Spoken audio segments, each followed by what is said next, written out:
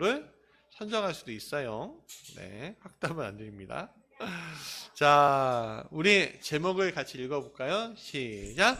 다음 세대를 위해 한 걸음 나아가자라는 제목으로 말씀을 전하려고 합니다. 우리가 교단이 있어요. 무슨 교단이냐면 장로교단, 성결교단, 기타 등등 신봉교단 이렇게 있는데 우리는 무슨 교단일까요? 맞아요. 감리교단이에요. 이 감리교회는요. 교회는 선교 초기에 이 땅에 왔을 때 선교 초기에 학교들을 굉장히 많이 세웠습니다. 어떤 학교들이 있냐면 배제학당 아시죠? 이화학당 아시죠? 한영서원, 연희전문대. 연희전문대는 연세대예요. 예. 연희전문대는 세브란스 병원하고 합쳐서 연세대가 된 거예요. 그냥 이렇게. 그리고 지금도 많은 수많은 대학교 기독교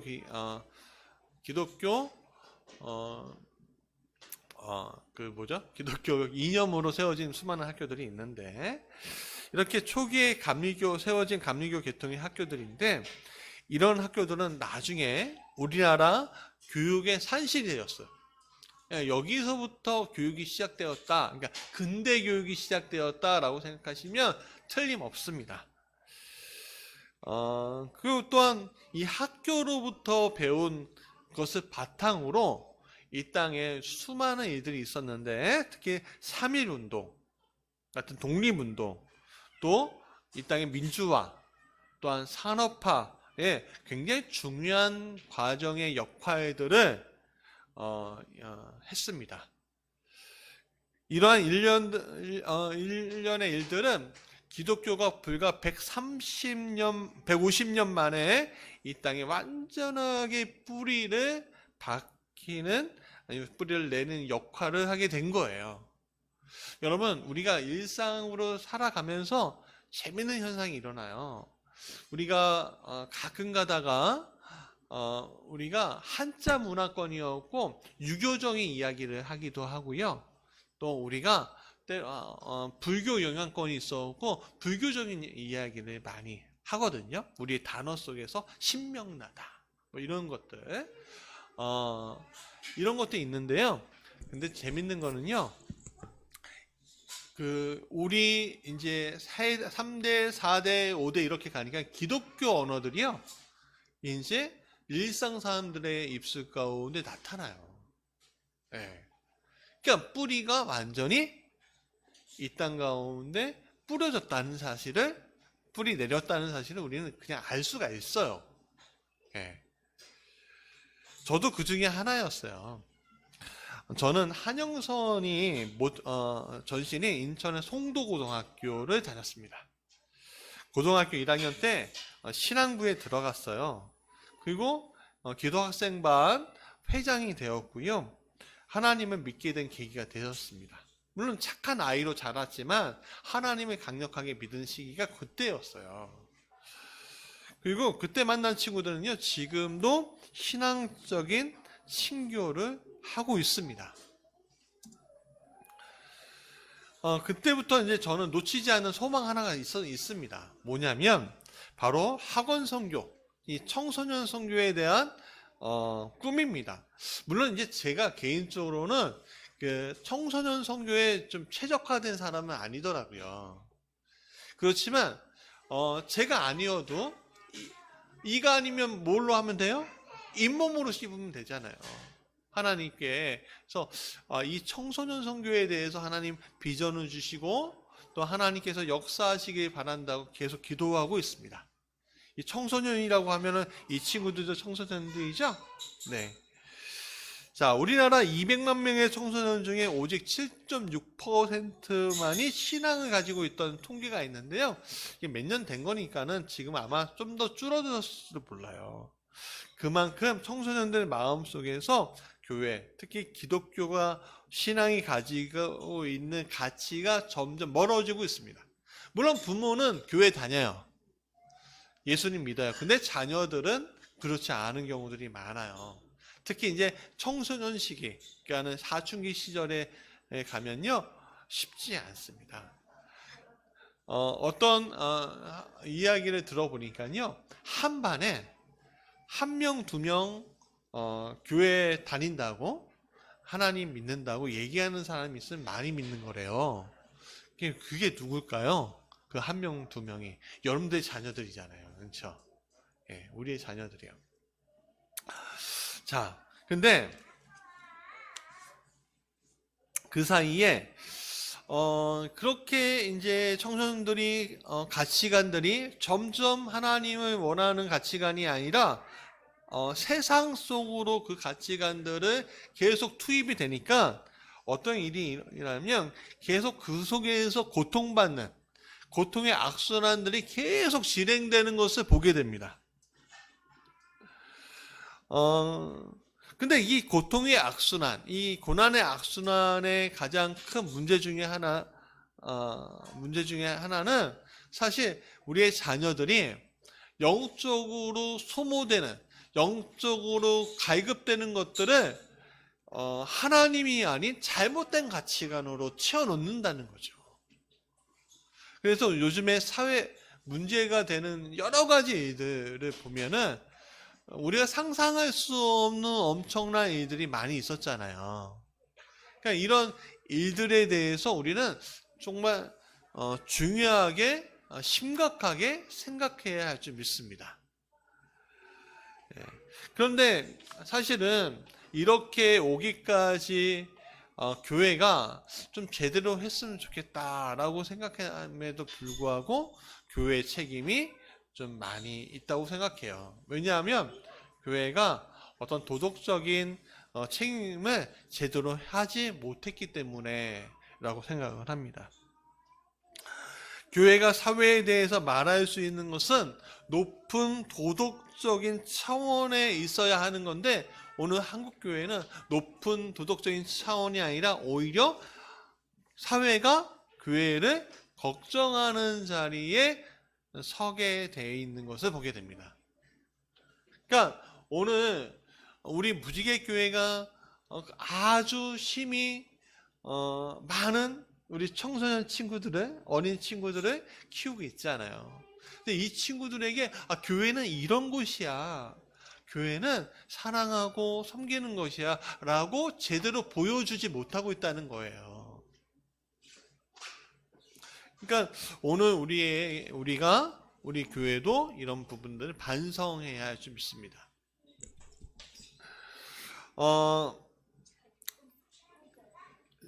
이동원 원사님 꺼주세요. 네.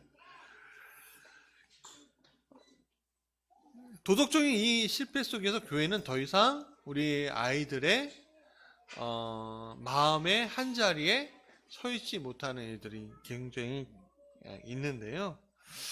청소년들에게 있어서 교회가 좀 의지할 수 있는 곳이면 참 좋겠어요. 예, 저는 교회가 참 의지가 됐었어요. 청소년 시절 때. 왜냐하면 교회를 가면은 너무 좋은 교회학교 선생님들이 있었거든요. 그 교회학교 선생님들이 저를 자녀처럼 돌봐주셨어요.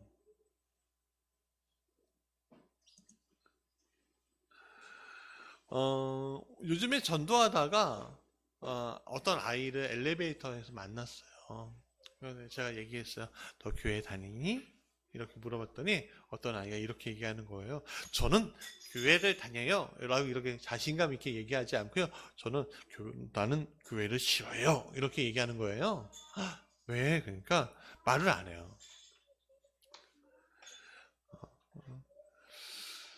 부모님이 교회를 싫어서 그런 거니? 그러니까 이 친구가 이렇게 아니요, 나는 내가 싫어서 안 가는 거예요 그렇게 얘기해요. 여러분, 우리의 자녀들이 그렇게 말할 수 있습니다. 제 자녀들조차도 그렇게 얘기할 수 있어요. 근데 그래서 이제 제 마음 가운데 우리 아이들이 그런 마음이 안 드는 무지개 교회가 되었으면 좋겠다.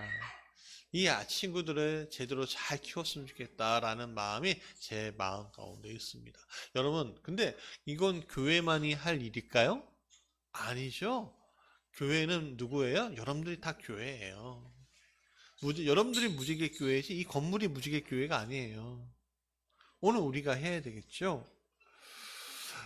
물론 교회에 안 나오는, 교회가 싫어하는 여러 가지 이유들이 있겠지만 사실은 교회가 그 역할을 제대로 하지 못하고 있구나라는 생각이 더 앞서가는 이유가 있습니다.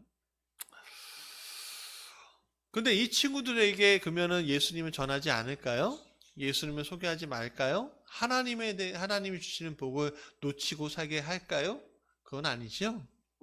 그럼 어떻게 하면 이 친구들에게, 또 앞으로 오는 우리 친구들에게 예수님을 믿게 할 것인가? 정말 내가 만났던 그 예수님, 내가 꼭 전하고 싶은 그 예수님, 포기할 수 없는 그 예수님, 하나님의 나라를 어떻게 하면 전할 수 있을 것인가? 오늘 본문의 바탕을 통해서 말씀 좀 나누고자 합니다.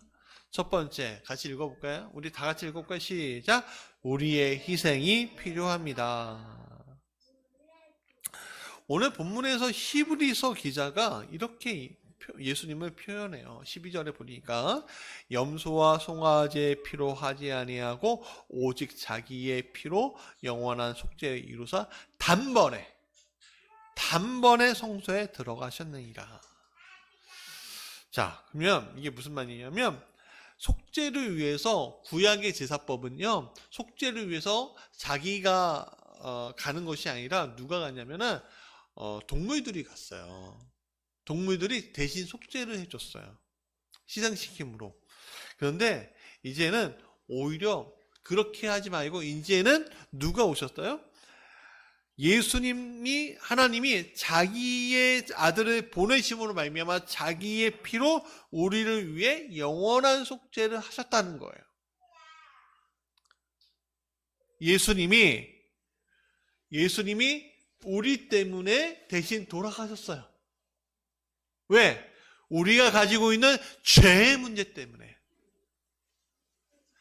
이렇게 얘기할 수 있어요. 아니, 난 어린데, 애기인데 나는 무슨 죄가 그렇게 있나요? 라고 얘기할 수 있어요. 근데 우리 강희야, 너 잘못한 거 있어, 없어? 하나도 없어? 그치? 하나야, 너는 잘못한 거 있어, 없어? 엄마 아빠한테 잘못한 거 있어, 없어?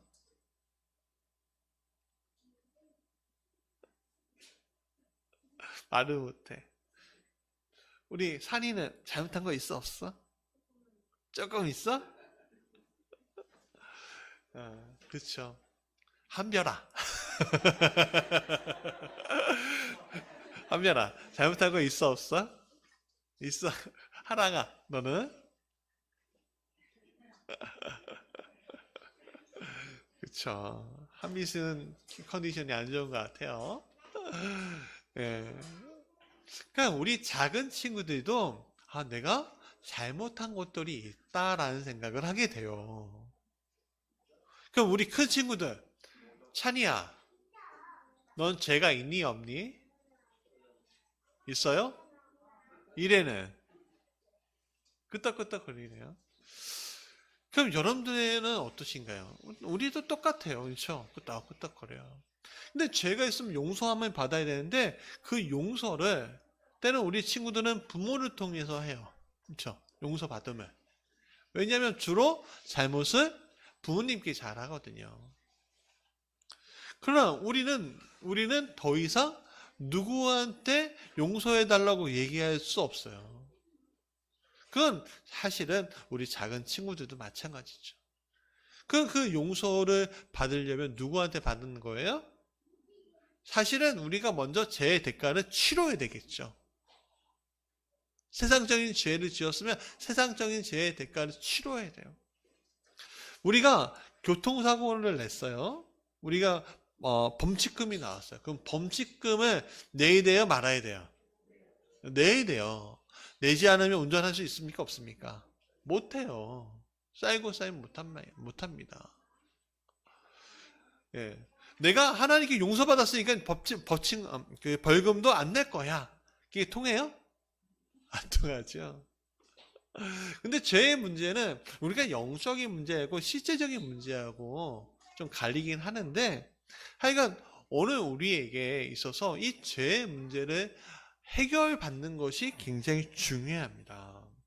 근데 그 죄의 문제에 대해서 하나님의 아들 예수 그리스도가 단번에 자기 자신을 드림으로 우리의 영원한 속죄의 길로 영원히 속죄해 주시는 일이 생겼다는 거예요. 그래서 그 속죄로 말미암아 하나님께 나아갈 수 있게 된다는 거죠. 한별아, 우리 사랑하는 한별아, 너 진짜 엄마한테 잘못한 일이 있었어. 그리고 엄마가 오면은 막 화낼 것 같아. 그러면 엄마 띵동 띵동 한별아 엄마야 그러면은 문 열어줄 것 같아, 안 열어줄 것 같아? 그거 쓴네. 이게 표현이. 산이야, 아빠한테 정말 잘못한 게 있어. 아빠가 오면은 가슴이 벌렁벌렁거릴까 안 그럴까? 모르지. 한 번도 그래본 적이 없으니까.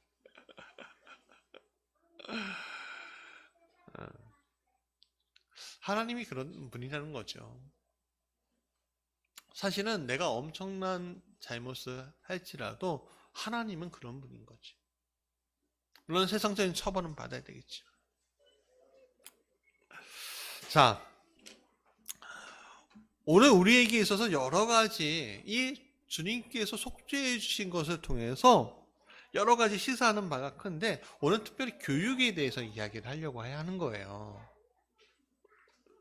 우리는 우선은 사실 우리의 자녀의 신앙생활에 대해서 다른 사람들에게 미뤄야 될까, 미뤄야지 말아야 될까요? 우리의 자녀는 교회 학교 선생님들이 해줄 거야 라고 생각하지 마세요. 교회 학교 선생님이 해주는 것이 아니라 바로 우리가 하는 것입니다. 요즘에 금쪽이라는 말이 유행하더라고요. 금쪽이가 뭐예요? 맞아요. 금쪽 같은 내 새끼라는 프로그램에 보면은, 근데 이 금쪽이로 나오는 친구들이 어떻게 해요? 사회성이 많이 결여되는, 가정에서 많이 결여되는 일들이 있죠. 그러면 자, 근데 항상 그 오은영 박사라는 분이 나와서 항상 그 원인이 어디 있대요? 그러니까 제 아이들이 예배를 제대로 못 드리고 아니면 학교 생활을 제대로 못하고 하면 누구 잘못일까요? 제 잘못이더라고요. 그러니까 신앙생활도 마찬가지예요. 왜 우리 애들은 나는 신앙생활 너무 잘하는 것 같은데 왜 우리 애들은 신앙생활 저렇게 할까? 라고 할 때 먼저 누구 탓을 해야 돼요? 내 탓이에요. 제 탓이죠. 요즘에 금쪽이들이 굉장히 많아졌대요. 왜? 한 명만 키우니까 사람하고 어떤 관계 맺는 법이나 사회성이나 이런 거 너무 힘들대요. 그래서 선생님들이 저학년일수록 어떻게 아이들 배치하냐면 이렇게 한 반이 있잖아요. 한 반이 있으면 이렇게 한대요. 금쪽이들은 가장 바깥에 앉히고요. 그 짝을 모범적인 아이들을 앉힌대요. 그리고 그 중간에 이제 그냥 평범한 친구들을 앉힌다는 거예요. 그러니까 여러분 잘 아셔야 될 게, 오늘 우리 아이들이 이런 문제를 가지고 있는 아이들이 많다는 건데, 우리 아이들은 그러지 않을 거야 라는 생각을 하지 마시라는 거예요. 우리가 우리 아이들의 뭐예요? 아버지고 어머니잖아요. 그렇죠? 그래서 자, 우리가 말하고 쓰는 언어가 잘못된 언어면요, 그 대물림하듯 아이들한테 다가갑니다. 똑같아요. 욕자라는 부모에게 욕자라는 누가 나와요? 자녀가 나오죠. 행동을 함부로 하는 부모에게 행동을 잘하는 자녀가 나올까요? 안 나온다고요. 물론 다 그렇다는 건 아니겠지만 그냥 우리가 올바로 서 있으면 우리의 자녀들은 올바로 서 있다는 생각을 하게 될 수 있다는 거죠. 디모데후서 1장 5절 같이 읽어볼까요? 시작. 이는 내 속에 거짓이 없는 믿음을 있음을 생각함이라. 이 믿음 먼저 내 외조모 로이스와 내 어머니 유니게 속에 있더니 내 속에도 있는 줄을 확신하노라. 제가 요즘에는 안 하는데 우리 아이들한테 이렇게 얘기해요. 아빠가 가장 사랑하는 사람이 누구야? 라고 하면은 산이야. 요즘에 통하나? 산이야. 아빠가 제일 사랑하는 분이 누구야? 어? 우리. 오케이. 자, 요즘에 안 해서 그래요. 자, 2차. 내가 아빠가 제일 사랑하는 사람이 누구야? 이 많이 변했네요. 왜냐면 요즘에 안 했거든요. 맨 처음에는 이렇게 얘기해요. 아빠가 제일 사랑하는 분은 하나님이야. 그 다음에 누구일까? 고양이? 그 다음에는 할머니야. 그 다음에 누굴까?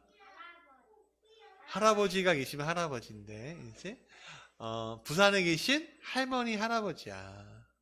그 다음에 누굴까? 엄마지. 그 다음에, 아니지, 삼촌이지. 그 다음에 누굴까? 이모. 그 다음에 이찬이야, 이래야, 이산이야, 이강이야. 근데 내 마음속에 사실은 내 부모보다 더 사랑하는 애들이 누굴까요? 하나님보다 더 사랑하는 애들이 누굴까요? 자연히 얘네들이죠. 그러나 제 입술로 먼저 고백을 하는 거예요. 왜? 하나님보다, 내 부모보다 더한 존재는 없다고 고백해야지만 이 아이들의 신앙적인 중심이 누구한테 먼저 가 있을 수가 있어요? 하나님한테, 부모한테 가 있을 수 있는 거죠. 너희들이야 그러지 마세요. 내 마음속에 너희들이 최고야 이렇게 하지 마세요. 사랑은 보여주는 거지 말하는 게 아닙니다.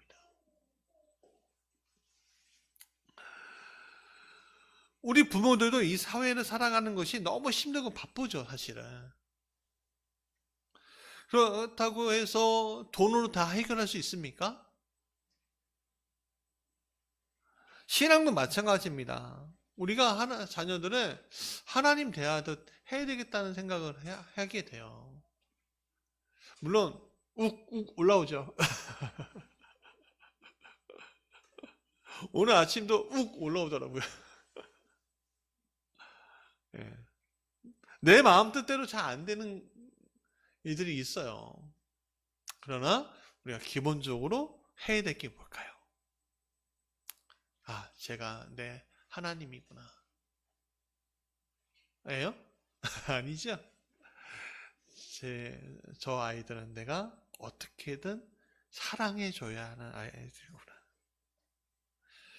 하나님 앞에 서야 만들어야 되는 아이들이구나. 하나님에 대한 믿음의 확신 속에서 살아가게 만들어야 되겠구나. 어떻게든. 그렇게 우리 마음 가운데 있어야 될 줄 믿습니다. 자, 두 번째 같이 읽어볼까요? 시작. 믿음의 공동체가 함께 자녀를 키워야 합니다. 사실 교회 공동체는요, 공동체란 말이 뭐예요? 여러분 자녀 하나가 나오면 원래는 부모가 키워야 된대요? 아니면 온 동네가 키워야 된대요? 그렇죠. 요즘에는 온 동네는 안 키우죠? 부모가 키우지. 네. 그래야지 아이들이 바르게 자라날 수 있다라고 얘기한다는 거죠. 그러니까 교회도 마찬가지예요. 우리의 자녀들을 어떻게 키워야 돼요? 제가 한빛이를, 하랑이를, 하나를 딱 볼 때 제가 너는 너의 아들이야, 너의 딸, 뭐 이런 식으로 얘기하나요? 하랑아, 목사님이 너를 부를 때 하랑아 이렇게만 불러? 아니면 내 딸 그렇게 얘기해? 딸 그렇게 얘기해. 기억이 안 나지? 저는 딸처럼 생각해요. 왜냐하면 저 아이들은 우리 공동체에 나의 사랑하는 자녀, 신앙적인, 영적인 자녀이기 때문에 그렇습니다. 그러니까 여러분들, 우리 모두는 이 아이들이 목사 딸, 목사 아들, 누구 딸, 누구 아들이 아니라 내 사랑하는 영적인 딸과 영적인 아들이어야 될 줄 믿습니다.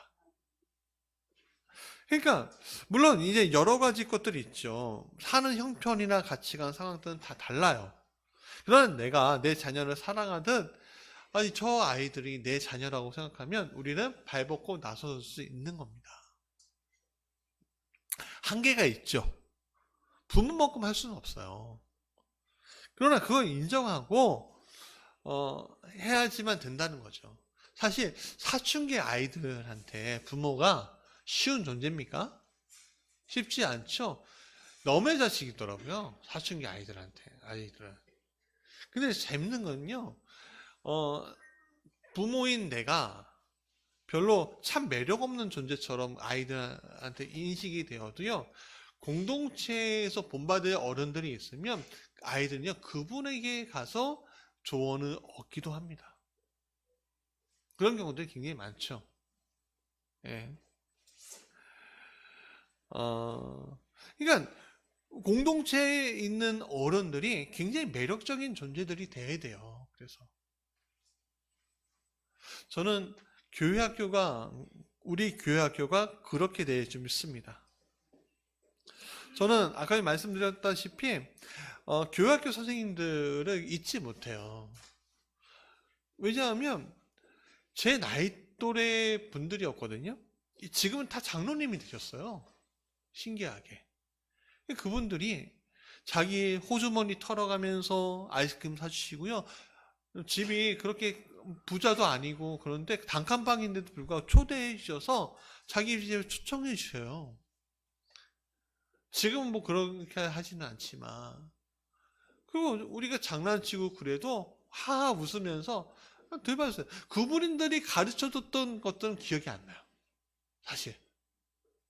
그분들이 하나님에 대해서 공과 공부 시간에 가르쳐 주시긴 하셨지만 그건 제대로 제 마음 가운데 완전히 이게 뭐다 이렇게 느껴지진 않아요. 근데 그분들의 사랑이 지금까지 저에게 느껴지는 것들이 있어요. 저는 우리 자녀들이 그렇게 그 사랑을 받아야 될 줄 믿습니다. 오늘 우리 교회가 우리 자녀들에 대해서 남의 자식이 아니라 내 자식이라고 생각하고 돌봐야 될 줄 믿습니다. 그러니까 이 아이들은 너의 자식이에요? 내 자식이에요? 내 자식이에요. 네. 사실 근데 재밌는 건 뭔지 아세요? 저한테 그 사랑을 베풀어줬던 그 선생님들이요. 생각해보니까 저희 아버지의 제자인 거예요. 청년부. 그러니까 사랑이 어떻게 해요? 돌고 도는 거죠. 그러니까 오늘 우리가 우리 아이들한테 제대로 하면 이 자녀들의 또 자녀들이 나타날 때 똑같이 그 사랑을 베푼다. 라는 사실 잊지 마십시오. 세 번째, 같이 읽어볼까요? 시작. 사회 안에서 신앙적 희생을 하는 모습을 보여야 합니다. 여러분, 내 자식이 중요하듯 교회 공동체의 자녀들이 중요하듯 사회에서 만나는 이들에게 우리의 신앙적인 모습을 보여줄 필요가 있어요. 만나는 이들을 중요하게 여겨야 되죠. 그들에게 우리의 믿음과 높은 도덕적인 경지를 보여주는 자리에 우리가 있어야 합니다. 왜냐하면 사회는 돌고 도니까요. 여러분, 빈부격차가 상당히 많이 벌어진 국가들 가보면요. 부자들이 안심하고 바깥에 나갈 수 있을까요? 못 나가요. 돈이 많으면 많을수록 누굴 데리고 다니냐면요. 경호원들을 데리고 다녀요. 근데 생각해 보세요. 우리나라는 빈부격차가 이제 심해지긴 하지만 아직까지는 밖에 나가면은 뭐 회장 뭐 이렇게 뭐 대표 이렇게 한 사람이라도 물론 일을 할 때는 비서들이 있겠지만 사실 경호원 데리고 다니고 총 차고 다니고 그러진 않잖아요. 그렇죠? 여러분, 우리가 도덕적인 경지, 높은 도덕적인 경지라는 건 뭐냐면 사회에서 통념하는 것들 이상의 것들을 우리가 보여줘야 한다는 거죠. 여러분, 돈을 많이 버는 것들을 다 좋아하면 안 돼요. 돈을 나눠주는 것에 대해서 우리가 고민해 봐야 돼요. 생활 형편들이 비슷비슷해져야지 우리가 안전한 거예요. 그건 마찬가지입니다. 오늘 우리가 도덕적으로 높아져야지만 사회가 도덕적으로 높아질 수 있는 거예요. 예. 근데 우리는 거꾸로 얘기하죠. 아, 사회. 그러면은 사회에선 교회 이렇게 얘기하잖아요. 여러분, 오늘 우리가 희생하고 도우면 언젠가는 나에게 온다는 확신을 가지고서 우리가 이 사회 속에서 소금의 역할을 해야 할 줄 믿습니다. 그러나 우리는 이것을 우리는 완전하게 확신을 가지고선 해야 할 거예요. 왜냐하면 하늘에 계신 우리 아버지께서 이미 보고 계시다라는 거예요.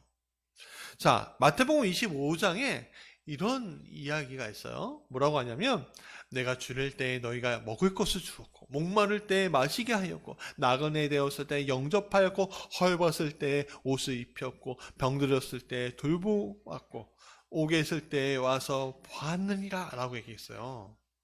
그랬더니 사람들이 이렇게 얘기하는 거예요. 주님, 제가 어느 때 주께서 줄이신 것을 보고 음식을 대접했고 목마르신 것을 보고 마시게 하였습니까? 어느 때 나그네 되신 것을 보고 영접하였고 헐벗으신 것을 보고 옷을 입혔습니까? 어느 때 병드신 것이나 옥에 갇힌 것을 보고 와서 배웠습니까? 이렇게 얘기하니까 주님이 이렇게 얘기해요. 내가 진실로 너희에게 이른다.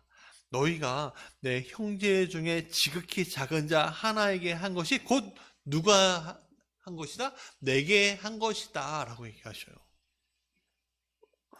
마가복음 9장 37절은 같이 읽어볼까요? 시작. 누구든지 내 이름으로 이런 어린아이 하나를 영접하면 곧 나를 영접함이요 누구든지 나를 영접하면 나를 영접함이 아니요 나를 보내신 이를 영접합니다. 여러분, 남의 자녀가 아닙니다. 교회에 속하지 않았다고 해서 남의 자녀가 아니에요. 다 이 사회에 우리가 같이 기르고 돌봐야 할 자녀들인 거예요. 그 자녀를 대접할 때 우리의 자녀를 대접받을 수 있는 겁니다. 교회 공동체도 마찬가지, 우리의 가정도 마찬가지입니다. 내 자녀 하다가 망하지만 남의 자녀 할 거 없이 다 내 자녀로 생각하면 이 공동체가 살아날 줄 믿습니다. 오늘 우리가 우리가 그 자리에 있는 것들을 좀 희생하며 나갈 필요가 있어요. 내가 남을 대접하는 자리에 가려면 뭐가 필요해요? 시간도 있어야 되죠. 그렇죠?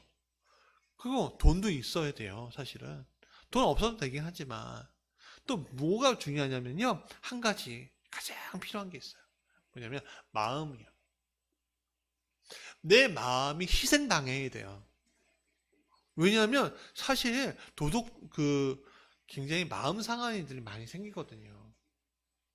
제가 한국교회도 미션카로 한국교회도 섬기게 되고, 또 중부연의 사역으로 통해서 교회도 섬기게 되고, 많은 이들을 섬기게 되고, 미얀마나 우크라이나 섬기게 되고, 많이 하잖아요. 또 지역도 마찬가지고요. 근데요, 사실은요, 그때뿐이에요. 섬길 때뿐이라니까요. 더 이상 바라면 안 돼요. 더 이상 하면요, 뭐라고 하냐면 귀찮아요. 왜냐하면 익숙하지 않은 게 아니거든요. 우리가 하는 거는요, 누구 바라보고 하는 겁니까? 그 사람들한테 이렇게 고마워요. 또 만나서 고마워요. 세 번째 만나 고마워요. 그거 들으려고 하는 겁니까? 아니죠. 우리가 섬기는 건요, 우리가 자녀를 섬기고 우리의 교회 공동체의 아이들을 섬기고 그 세상의 자녀들을 섬기는 거는 뭐예요? 하늘의 아버지를 보고서 섬기는 거예요. 칭찬받으려고 하는 것이 아니라 뭐예요? 하늘 아버지한테 칭찬받으려고 하는 거지 세상 사람들한테 뭘 요구하지 마세요. 자, 말씀의 결론이에요. 같이 읽어볼까요? 14절 시작. 하물며 영원하신 성령으로 말미암아 흠없는 자기를 하나님께 드린 그리스도의 피가 어찌 너희 양심을 죽은 행실에서 깨끗하게 하고 살아계신 하나님을 섬기게 하지 못하겠느냐. 자, 오늘 우리에게 미친 그리스도의 피는 우리 자녀뿐만 아니라 공동체와 사회 속에 속한 모든 자녀에게 미치게 되어 있음을 우리 믿어야 할 줄 믿습니다. 오늘 우리가 교회학교에서 또 학원에서 사회에서 만난 청소년들을 제대로 섬길 때 우리 자녀들이 똑같은 축복을 받을 줄 믿습니다. 때는 우리의 의도처럼 되지 않을 때가 있습니다. 우리가 생각하는 것보다 더 큰 희생을 치를 때가 있습니다. 그것을 누가 보고 계시다고요? 하나님이 바라보고 있다는 사실을 잊지 마십시오. 오늘 우리는 우리의 자녀, 공동체의 자녀, 사회의 자녀들이 있는 곳에 있어야 합니다. 그게 교회 안일 수도 있고 또 가정일 수도 있겠고 또 사회의 어떤 자리일 수도 있죠. 또 학원 선교가 될 수도 있습니다. 우리가 조금 희생하고 더 섬길 때, 조금 더 희생하고 더 섬기려고 노력할 때 오늘 우리의 자녀들은 올바르게 이 세상 가운데 복된 자녀가 될 줄 믿습니다. 우리가 우리의 자녀들만 바라볼 때는 우리의 자녀들은 엇나가고 빗나갈 수 있으나 우리의 자녀뿐만 아니라 다른 자녀들도 내 자녀라고 생각하고 섬길 때 우리의 자녀들이 엇나갈 때에도 다른 좋은 사람들이 우리 자녀들을 돌보고 또 섬기고 사랑하고 붙잡아 줄 줄 믿습니다. 영화 나의 아저씨를 보신 분들이 많을 거예요. 굉장히 유명한 영화, 드라마 나의 아저씨. 아이유 씨가 주인공이고 이성균 배우가 주인공이었는데요. 이 아이유라는 그 작은 소녀가, 그러니까 아이유가 이제 소녀 가장처럼 나와요. 굉장히 사회에서 상처받고 이용당하고 아파하고 사랑받지 못하고 그래서 결국엔 교도소까지 갔다 온 이 친구가 회사에서 어떤 아저씨를 만나요. 맨 처음에 그 아저씨가 자기를 이용할 줄 알았어요. 자기를 소모품은 여기고 자기를 어떻게 세상의 사람 저기로 이용한다고 생각하고 그래서 경계를 합니다. 오히려 그 아이유라는 그 아이가 이성균 씨를 이용하려고 하는 게 돼요. 근데 이 나이 아저씨가 굉장히 좋은 드라마였던 게 뭐냐면 이 아저씨가 그냥 사랑으로 보듬어 줍니다. 참 매력적으로 다가오면서도 육체적인 그런 게 아니라 정신적으로 그 소녀를 보듬어 주는 거예요. 맨 끝에 결과가 이렇습니다. 어둡고 슬픈 눈의 여주인공이 이제는 행복하고 즐거운 눈빛으로 변해서 사람들과 이야기하면서 만나요. 서로 그 사람이 변해가는 모습을 보고선 행복해하고 이야기가 끝납니다. 오늘 우리 자녀들이 그렇게 커가야 할 줄 믿습니다. 아픔이 있고 상처가 있는 요소들이 분명히 있습니다. 그냥 우리의 자녀들을 우리가 같이 양육함으로 또 사회적으로도 마찬가지죠. 우리가 이 사랑하는 친구들이 복되고 아름다운 친구들로 세우게 할 줄 믿습니다. 아멘. 제가 찬양을 하나 준비했는데요. 처음 불러본 찬양이셔서 헷갈릴 것 같아서 유튜브로 제가 찬양